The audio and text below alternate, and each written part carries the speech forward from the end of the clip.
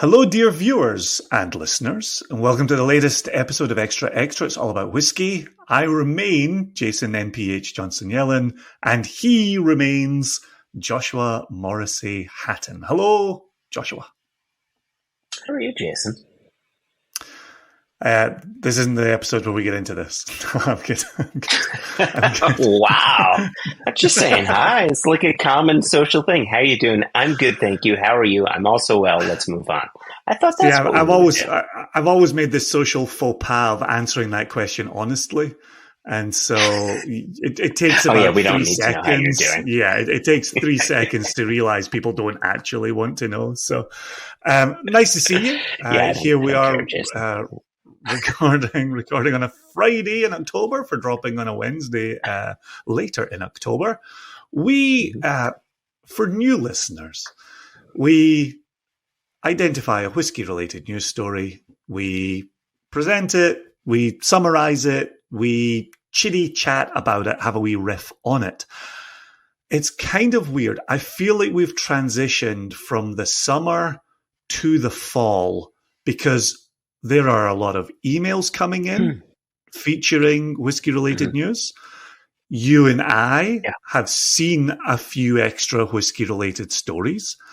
And I feel like we have gone from plowing in the mire to suddenly having an abundance of stories to get into. So we do have an email from Ian Bruce with a story. We're going to give that a bit of coverage. We've got an email from Michael Nolan with a story. We're going to give that a bit of coverage. And then there's a couple of additional things that we might want to get into, depending on time.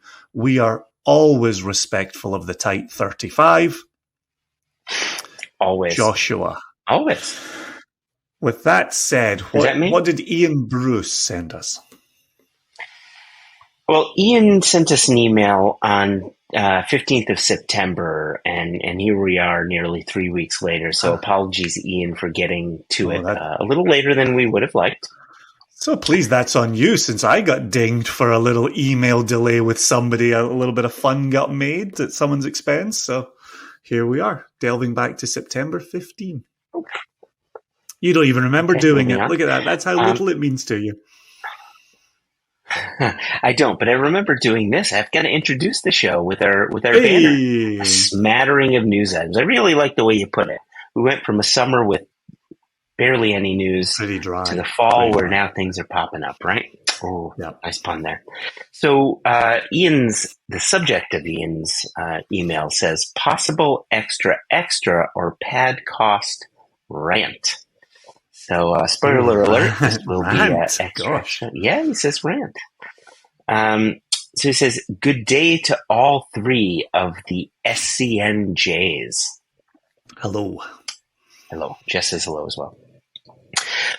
Hope you all, what does he say here? He says, hope you all, no, that's not what he says. He says, hope you have all had a great time on your recent trip to Scotland.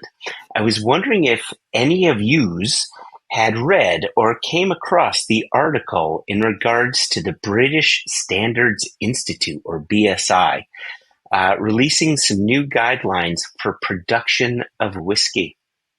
Mm-hmm. So I'm not sure if this may cover controversial topics such as synthetic coloring or filtration, but look forward to hearing any riffing.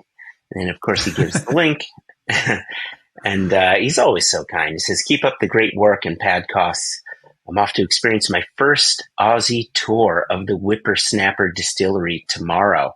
And by the way, he sent us a follow-up email regarding his visit there. So, excellent. We're not, we won't read that today, but it's nice that he got there and he gave us a little report, which we will get to, albeit late. Again, apologies, Ian. So, awesome. The article that he sent came out 12th of September on whiskeymagazine.com or whiskeymag.com. And I'm trying to see who penned it here. Doesn't seem to be a name tied to it. So it says, I'll read a bit of it here. And if I'm being very honest, there's not a lot of leaves on these branches, but maybe that's something to be talking about here. It says, A set of guidelines for the production of whiskey in the UK and Ireland have been launched by National Body of British Standards Institute, or from here on out, BSI. The new voluntary standard was developed with support from members of the Scottish, Welsh, English, and Irish whiskey industries and is designed to improve the overall quality of whiskey being produced in the UK and Ireland for both domestic and international sale. It offers advice on the production process and expected. You're gonna have to help me with this word, Jason, because it's not one that fits in my mouth very well. Organoleptic, is that correct? That's exactly it. That's a home run. Organoleptic, yeah. Well done. There you go. So it offers advice on the production process and expected organoleptic characteristics, including color, aroma, flavor, as well as detailing analytical parameters that companies can use to assess the quality and, quote, authenticity of their whiskeys. It also incorporates some elements that are prescribed in law, such as that whiskey should be aged for a minimum of 3 years in wooden containers and then it should be bottled at no lower than 40% ABV. Nothing really new there. It goes on. And feel free to interrupt at any time. Oh, I'm very ready to interrupt. It goes on and says, production requirements and protections exist in UK law for single malt Scotch whiskey and single malt Welsh whiskey, while a technical file published in Ireland in 2014 lays out requirements for styles of Irish whiskey, including single malt and pot still. Meanwhile, the English Whiskey Guild has submitted a geographical indication, or GI, application for English single malt whiskey to the UK government and is awaiting its outcome. I'm just going to read a few more, to be honest, or a bit more. And to be honest, there really isn't that much more. Yes. Let me pause you there because you are about to answer my question in the next paragraph somewhat. When I first looked over this, and you're right, there's not a lot of leaves on the branches. And my first question was, who's this for? Who is the BSI serving here when we know there are Scotch stipulations, right? We've just heard in the last month or so the Welsh stipulations. You just quoted from the article there, they're talking about the 2014 Irish stipulations. And so who's this for? So here's what I think it is. And people who work in and amongst manufacturing, at least here in the US, may be familiar with this. There's a certification known as iOS 9000, iOS 9001. And it's... Oh, I used to have that broom. Oh, that's right. You were a... what did you play in Quidditch? I forget. Quidditch, represented my house at Quidditch at the University of Aberdeen. Very proud, very proud. The ISO 9000, though, was a cracker. Real cracker. Sorry. Continue. It was a cracker. Yeah, I had the 9001, but that's because I inherited it from a rich uncle. So spent some time the ISO...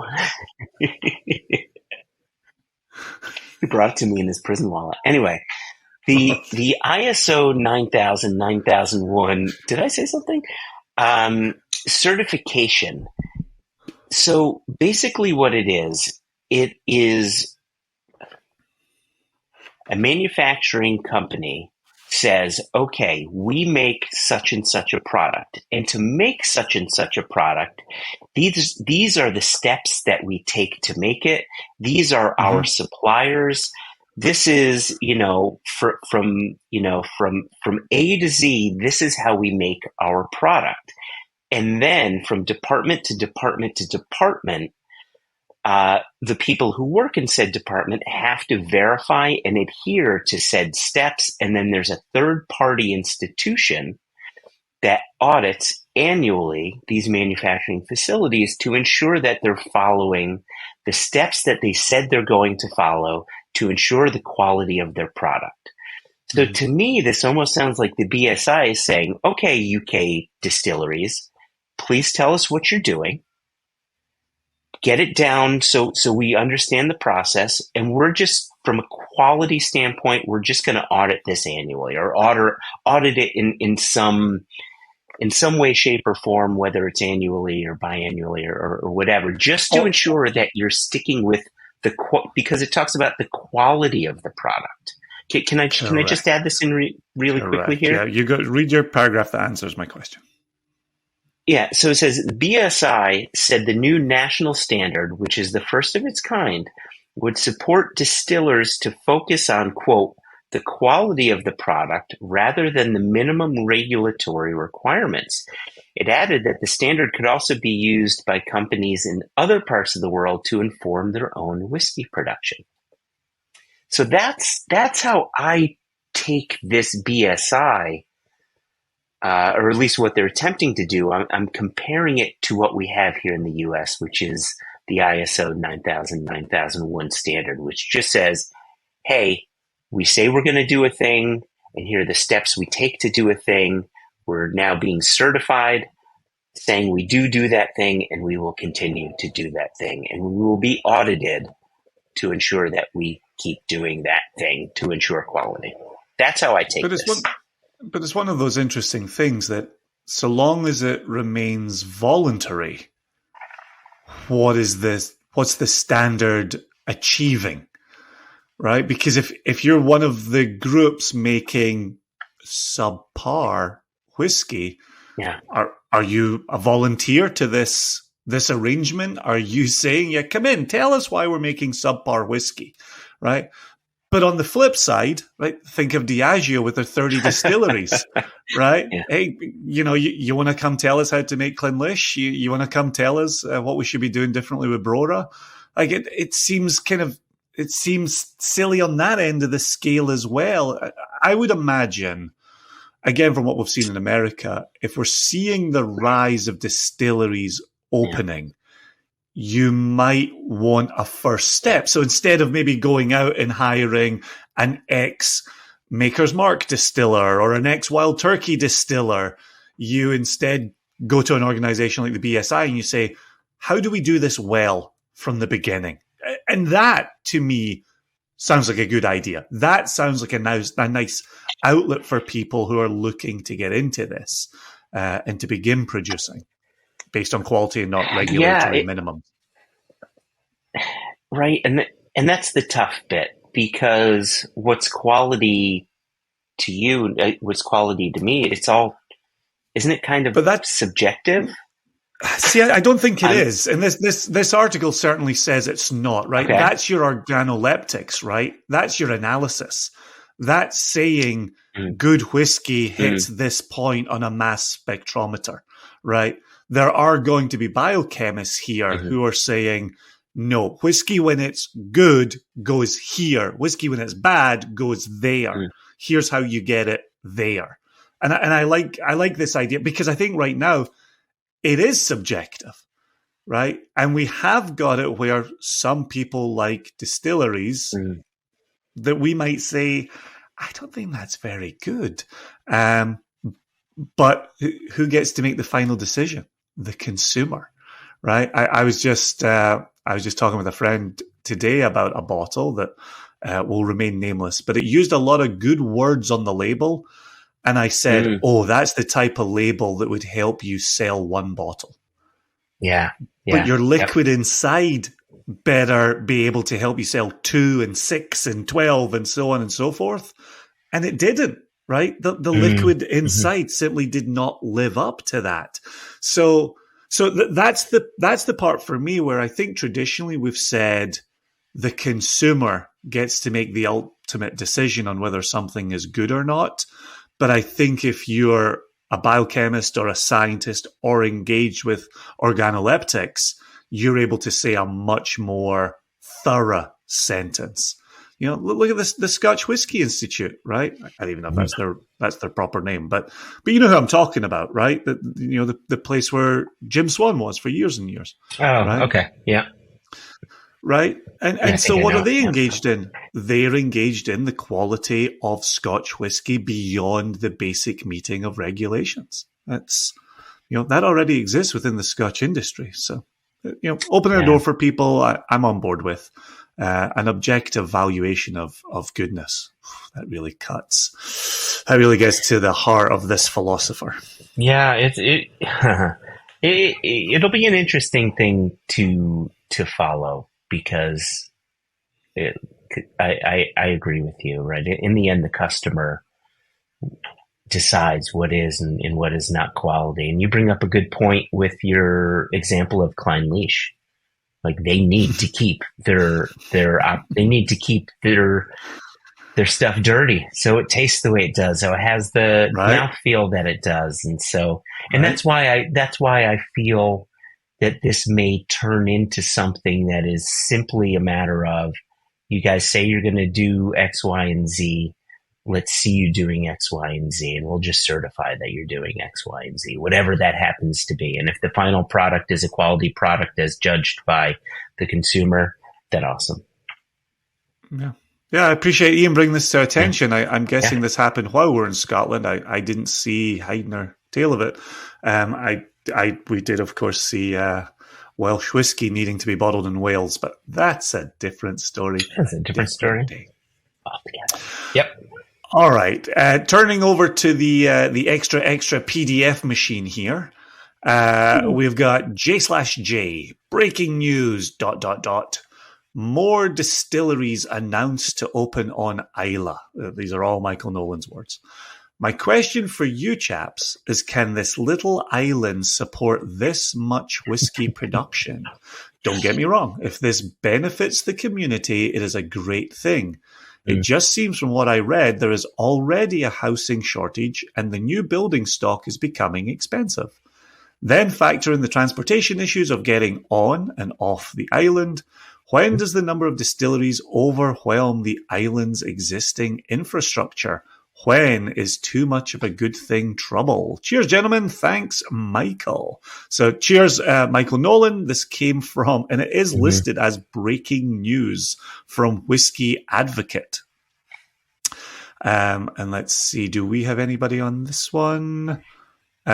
Another one without a name attached to it, but the title is Chivas Brothers Announces Plan to Build a Distillery on Islay. and then it makes me laugh. While there's not yet an opening date, the new distillery's focal point will be peated single malt. Yeah, you think we've just gone from like a breaking news announcement to, and they're opening on September 2024. All right, let's see. This seems quite short here. And so let me just jump in here. So I've said Chivas Brothers, that's in the title. The new site will be situated on... Have you read this article?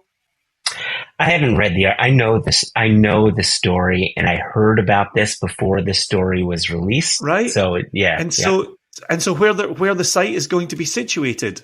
Do you remember the name? It's the Gartbreck site. Right. Yeah. That was the most surprising part to me. So this is the one the French couldn't make one. Was it Cornog they were trying to build there? Yeah, it was the folks from Cornog. They had the site, they had the planning in place, and I think planning was either approved or in discussion. I seem to recall there potentially being an issue of access to water. Exactly that. So if there's something to pull from the article, let's do that. If we could pull it from our own allegory, that's fine too. Not really. The new site will be situated on Gartbreck Farm, which lies just a couple of miles southwest of Bowmore Distillery on the shores of Lochendal, facing across the water toward Bruichladdich in Port Charlotte. As of now, there's no word on the scale of the facility or when its doors will open, but the focus will be on peated single malt. Yeah. And then it's just a little bit of fluff after that. The move marks Chivas Brothers' entrance into Islay whiskey, then names a whole bunch of things that they own, and then a whole bunch of things that they produce. End of breaking news. So what's the takeaway? Chivas Brothers are opening a peated single malt whiskey distillery on the site of Gartbreck Farm? Well, so a few things here. Including Nolan's few things. Yeah, and I will get to Nolan's few things because I think they're very important. Absolutely. They're very important. But my initial thought is why would Chivas want a distillery on Isla? And it's important to remember, just like Diageo, Chivas make blends. They need peated whiskey. And we know that Port Ellen Maltings have stopped selling peated malt to other island distilleries. Covered that last year because they need peated malted barley for their own distilleries that have increased production and then some to feed their own blends because they're hoping India will open up, right? You see a path here. Absolutely. Chivas are smart, right? If they lose access to peated Isla whiskey for their blends, don't they need their own? The answer to that is a resounding yes. So for them as blenders, it's an incredibly smart move. And I've mentioned this before because I came from manufacturing. Manufacturing facilities and distilleries are manufacturers. Companies that own multiple distilleries own multiple manufacturing distilleries or manufacturing facilities. They need vertical integration. It makes sense. They need peated malted barley, peated malted whiskey. Fucking hell, I can't use words today. They need peated whiskey for the blends. How's that? There you go. So I get that. To Nolan's point, though, yes, it's a very good one. You know, you've got the CalMac ferry system, which is in a dire situation. Don't they still have a ferry down right now? That was certainly the last we heard, yes, was that they were down to one Isla ferry, which is a hell of an ask. And my understanding is the distilleries are not allowed to incorporate their own ferry system. They have to work with CalMac. It's a government subsidized ferry system. So that's going to bring some significant issues. The roads, anybody who's been on Isla knows that the roads they're not great, knows that the housing situation is not great. I mean, look at Port Natruan. We covered that last season. Right. Part of their build is to incorporate housing.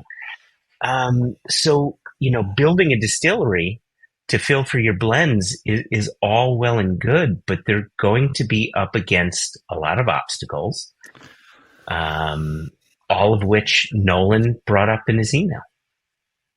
I am surprised as an outsider who lives in the great state of Virginia in the United States of America, right? Okay. This is all code for I know nothing about what went into this decision.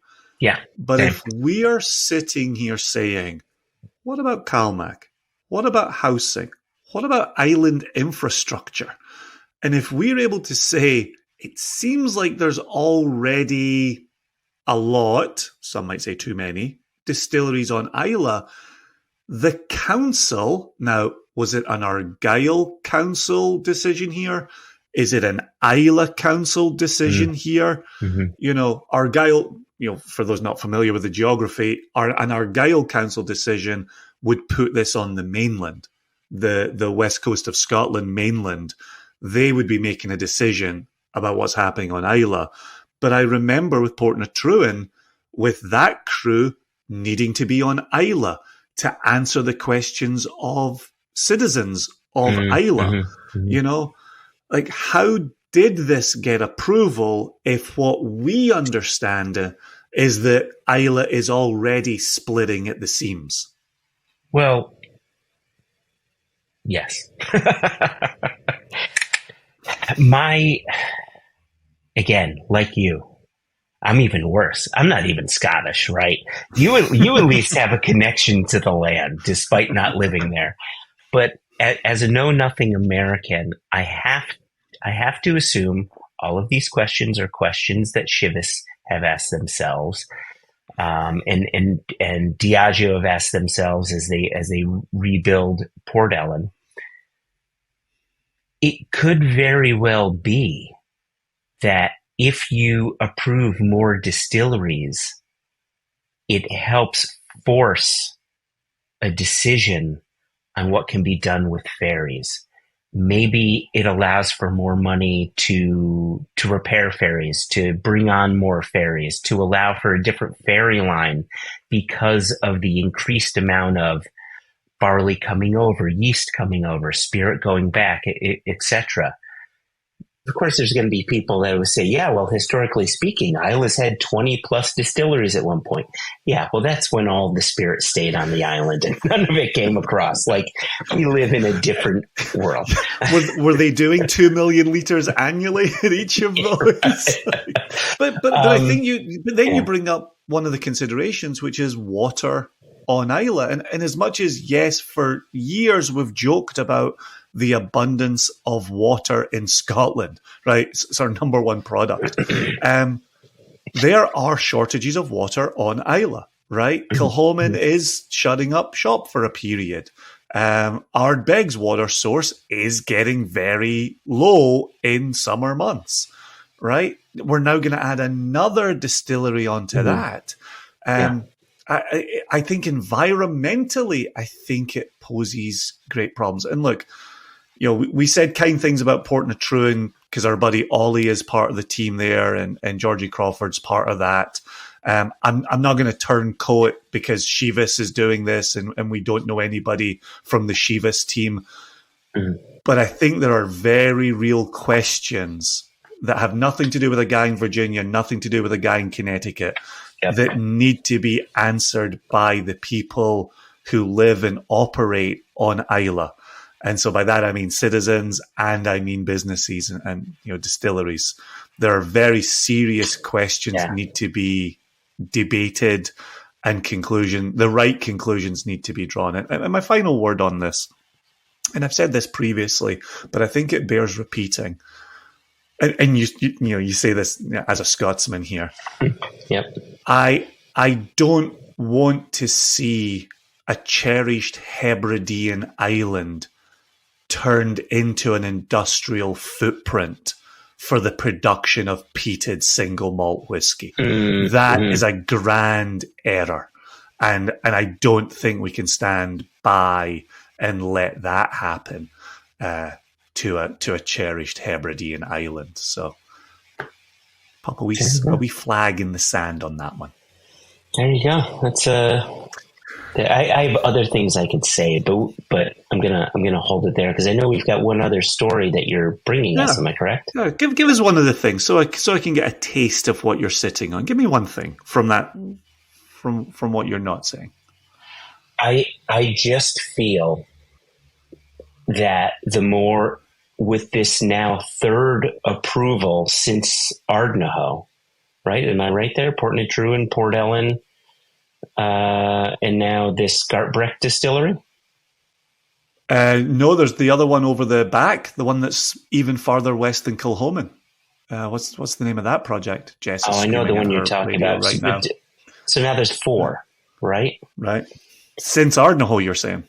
Since Ardnahoe. Including Ardnahoe. Right. Right, since Ardnahoe. Yeah. So my point is, I just have a feeling that things are going to get to the point where these distilleries cannot be set up to fail. There's too much money behind all of these projects that, in a way, I have a feeling it's going to force some issues. What those issues will be, I don't know. Maybe tax dollars will be diverted to help to help with infrastructure or to help with ferries or I don't know. There has to be a tipping point where you can't let those things easily fail. Let them fail when there's a whiskey lock, like it happened in the 80s. But out the gate, as they're building, I think something's going to force some changes to logistics and infrastructure. I do wonder, though, if you're in Illich and you're a resident of Islay and you've been watching since about 2000, 2001, and you've seen the rebirth of Bruichladdich and you've seen the creation of Kilchoman and you've seen the money reinvested into Lagavulin and Kalila, even Bunnahabhain and Bowmore. Then you see the birth of Ardnahoe. Then you see coming down the line, multiples after that. Then you see the rebirth of Port Ellen. At each stage, if you're on Isla, are you saying, okay, this is the one that pays for the new roads. Okay, this is the one that invests in schools. Yeah. Okay, this is the one that makes sure our young families can afford to stay on. Not to talk out of school, but being with someone like Pinky, who's quite outspoken at Lagavulin, right? Mm-hmm. He freely talks about the tax money that has continued to leave the island, never to come back. And so at each stage for 23 years, you say, maybe this time, maybe this time, maybe this time. And here we are sitting here saying, maybe this time. Oh, man. Make it this time. What's the definition of insanity? Right. Did the same thing over and over. All right. All right. We'll close out with a quick few minutes on this one, but I thought it was quite exciting. We've been friendly with the Holyrood distillery folks for a fair bit. Spent some real special time at the distillery. Learned about multiple mash bills, multiple caskings. They come up in conversation quite a lot. We interviewed Nick Ravenhall shortly after he became MD there, managing director there. He has recently left Holyrood to explore personal projects that he had on the back burner while he was MD at Holyrood. Mm-hmm. And we wish him nothing but success there. Woven is one of his brands. Sure. Yeah. And he and I had a wonderful conversation last week, actually, where they're responding a bit like Gordon MacPhail. They're responding to cask availability and how do you build brands on this and how do you build stability around this. So great conversation about Woven, but just like you had said previously, that's a conversation for another day. So Holyrood has launched its first single malt whiskey. It went on sale today, the day we're recording, October 6th. Hey, there you go. Is its general availability. I'm quickly reading here.